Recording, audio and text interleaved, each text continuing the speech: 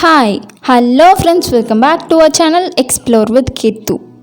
இன்றைக்கி நம்ம சன்னா மசாலா எப்படி செய்கிறது அப்படிங்கிற ஒரு ரெசிபி வீடியோ தான் பார்க்க போகிறோம். இது பூரிக்கு, சப்பாத்திக்கு, பரோட்டாக்கு எல்லாத்துக்குமே நல்ல காம்பினேஷனாக இருக்கும். ஸோ இப்போ நம்ம வீடியோக்குள்ளே போகிறதுக்கு முன்னாடி நீங்கள் இன்னும் நம்ம சேனலை சப்ஸ்கிரைப் பண்ணலன்னா கீழே இருக்க சப்ஸ்கிரைப் பட்டன் அமுக்கி பக்கத்துலேயே ஒரு பெல் ஐக்கான் இருக்கும், அதையும் டேப் பண்ணிங்க அப்படின்னா அதில் 3 ஆப்ஷன் கேட்கும்.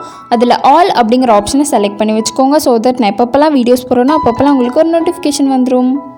முன்னாடி நாள் நைட்டே உங்களுக்கு தேவையான அளவு சன்னாவை நல்லா தண்ணியில் ஊற வச்சுக்கோங்க. அடுத்த நாள் மார்னிங் ஒரு 2 டைம்ஸ் நல்லா வாஷ் பண்ணிவிட்டு இப்போ நம்ம யூஸ் பண்ணிக்கலாம். இதுக்கு நான் 3 தக்காளி எடுத்துக்கிறேன். கூடிய 3 மீடியம் சைஸ் வெங்காயத்தை சின்ன சின்ன பீசஸாக கட் பண்ணிக்கோங்க. 2 மீடியம் சைஸ் வெங்காயத்தோட பீசஸை நம்ம அரைக்க போகிறோம்.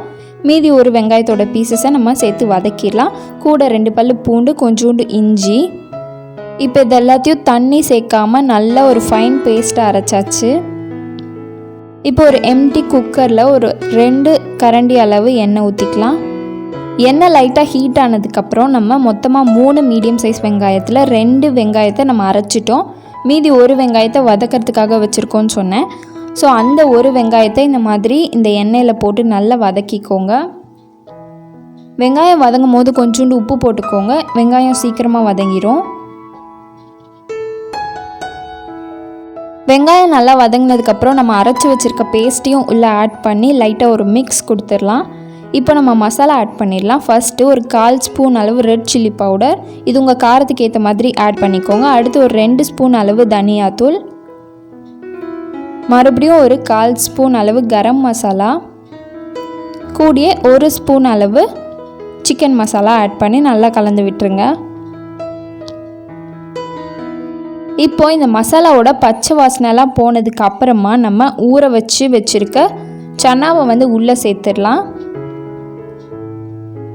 இந்த மசாலாலாம் சன்னாவில் நல்லா கோட் ஆகிற வரைக்கும் நல்லா மிக்ஸ் பண்ணிவிட்டு உங்களுக்கு தேவையான அளவு தண்ணி ஊற்றிக்கோங்க. மசாலாவோட பச்சை வாசனைலாம் போனதுக்கு அப்புறமா இது நல்லா வதங்கினதுக்கு அப்புறமா இது ஃபுல்லாக மூழ்கிற அளவுக்கு தண்ணி ஊற்றணும். அதாவது நம்ம இன்றைக்கி 1 கப் அளவு சன்னா எடுத்துருக்கோம் அப்படின்னா நீங்கள் 2.5 கப் அளவு தண்ணி ஊற்றி இந்த குக்கரை மூடி வச்சு ஒரு 5லேருந்து 6 விசில் வர வரைக்கும் நல்லா வேக விட்டுருங்க.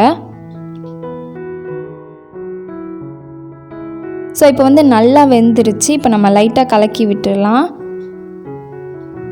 சன்னா வெந்திருக்கா, உப்பு கரெக்டாக இருக்கான்னு பார்த்துட்டு இதை தாளித்து விட்டுருங்க. அவ்வளோதான், நம்மளோட சன்னா மசாலா ரெடி ஆயிடுச்சு. இதை நீங்கள் ஒரு சர்விங் பவுலில் ட்ரான்ஸ்ஃபர் பண்ணிவிட்டு சர்வ் பண்ணிடுங்க சூடாக. ஸோ அவ்வளோதான், நம்மளோட சன்னா மசாலா முடிஞ்சிருச்சு. ரொம்ப ஈஸியாக சீக்கிரமாகவே முடிஞ்சிடும். இது பரோட்டாக்கு, சப்பாத்திக்கு, ரைஸ்க்கு, பூரிக்கு எல்லாத்துக்குமே நல்லாயிருக்கும். நீங்களும் இதை வீட்டில் ட்ரை பண்ணி பார்த்துட்டு எப்படி இருந்துச்சு அப்படிங்கிறத எனக்கு கீழே கமெண்ட் பண்ணுங்கள். ஸோ இந்த வீடியோ யூஸ்ஃபுல்லாக இருந்துச்சுன்னா கீழே இருக்க சப்ஸ்கிரைப் பட்டன் அமைக்கி சப்ஸ்கிரைப் பண்ண மறக்காதீங்க. ஸோ அவ்வளோதான், இந்த வீடியோவை இதோட முடிச்சுக்கலாம். அண்ட் நம்ம நெக்ஸ்ட் வீடியோவில் பார்க்கலாம். பாய்.